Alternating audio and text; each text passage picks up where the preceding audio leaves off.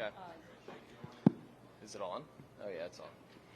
Okay, we'll get started. We'd like to welcome Stephen Fisk, our 2025 Sanderson Farms Championship winner.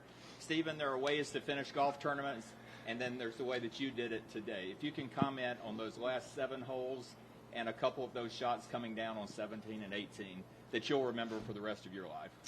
Yeah, the one on 17 was just kind of exactly how we saw it, riding the wind in there. And, you know, with as windy as it was, it's a little lucky for it to be as close as it did. And then 18, I'll be honest, I pulled it a little bit. I wasn't quite going left of that pin, but it worked out really good. You move into the top 70 in the FedEx Cup fall standings. You're our 14th first-time winner of the season and our 4th rookie winner. Talk a little bit about what this does now for your career.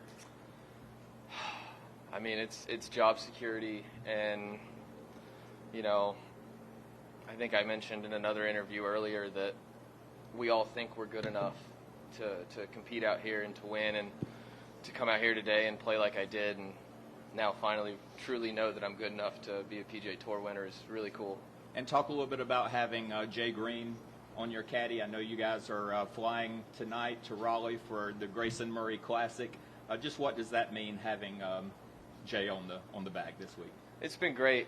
You know, Jay and the Murray family lost Grayson, you know, early last summer, spring. And for him to come and work with me was really cool, because being a PGA Tour rookie, and I felt like I needed an experienced caddy. And we're gonna go to his event tomorrow and have a good time. And Jay told me that your dad obviously passed away earlier this year. I know he was on your mind today. And Jay actually said that you told him earlier this week, I'm winning this golf tournament. So how much did your dad play in this victory? Yeah,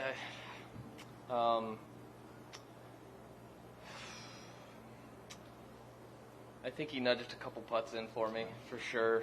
Maybe him or Grayson. I had a couple of helpers out there, but I miss him very much. I know he'd be really proud of how I played this, all week, and especially today, to keep my composure and just kind of, you know, go about my business the best way I know how.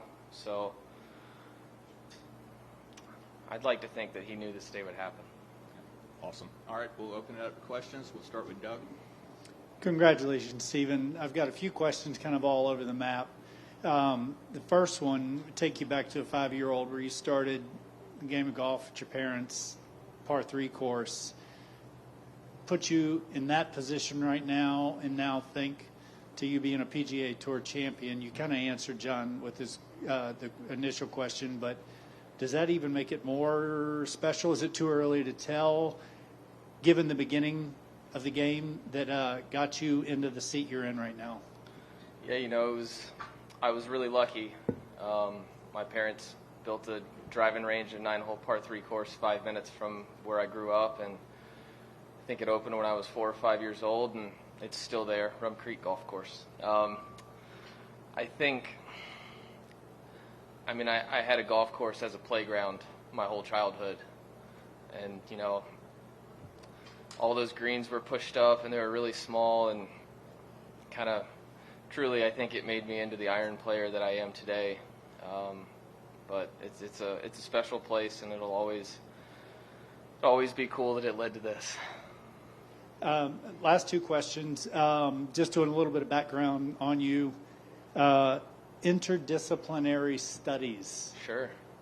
What is that? That's the degree you try and get when you want to be on the golf team. That's a fantastic answer.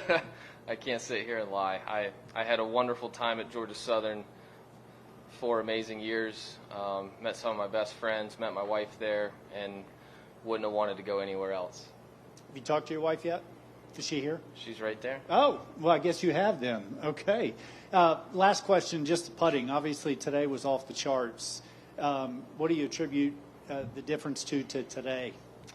So I was thinking about this morning, but I've struggled on the greens this year a lot. And I've been talking to my sports psychologist for a long time about putting, and he wanted me to read Putting Out of Your Mind by Dr. Rotella. And I, of course, downloaded the audiobook Friday night this week and listened to a little bit of it, and I don't know, it just kind of helped me focus on the right things. It was chapter 2 or 3, and just be really target oriented and not worry about anything else, and just believe that it's gonna be a good putt and have a chance to go in. Over there. Steven, congrats on your first win. Fourth rookie this year, you being a part of that. What does it really mean, to win on this PGA Tour as a rookie in your first year? Yeah, it's really cool.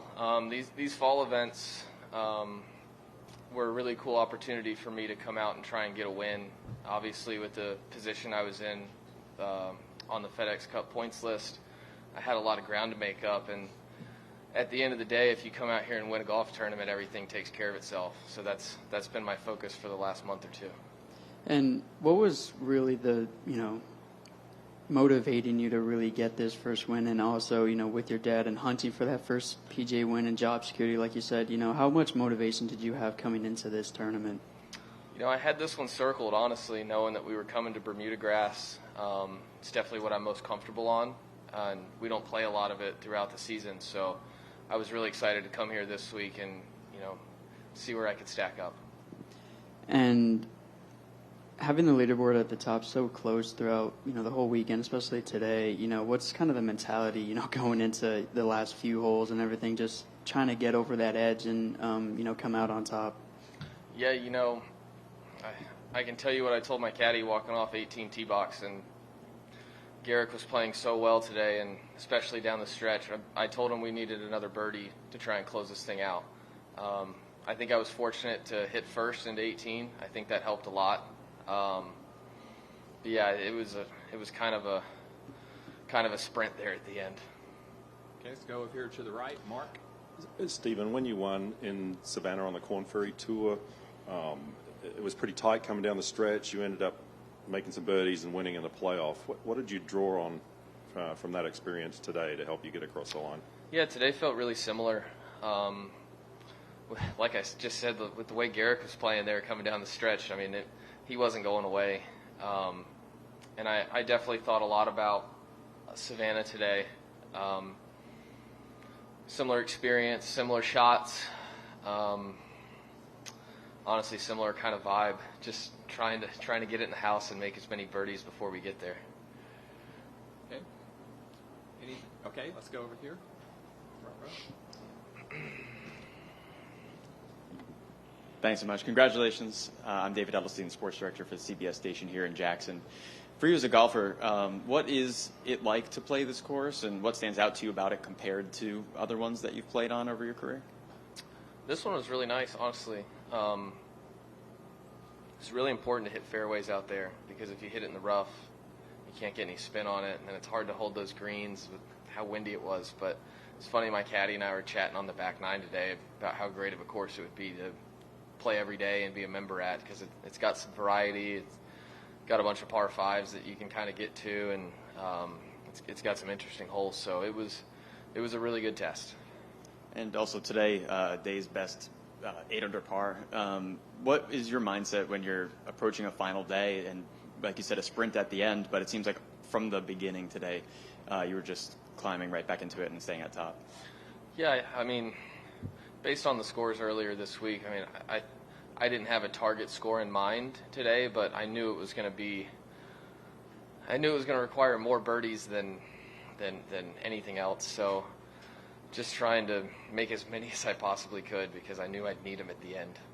And one more thing, Mississippi is known a lot for its football and baseball, kind of as the sports, but we had a lot of Mississippians who were here on the final day playing out there.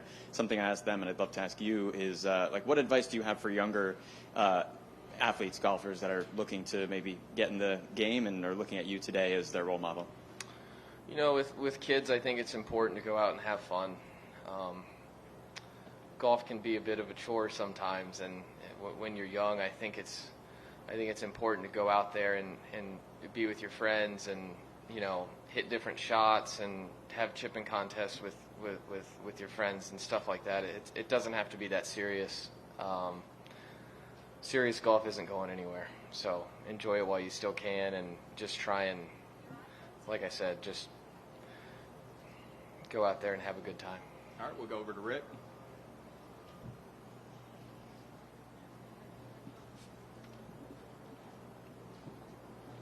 There's a lot of speculation that this might have been the last Sanderson Farms Championship. Any thoughts about that? I think Sanderson Farms did a great job this week. It's obviously the only year I've been here, but in my opinion, it was a first-class event on a great golf course that, provided a really good test for us. So to them, thank you very much for being here this year. And if it is the last one,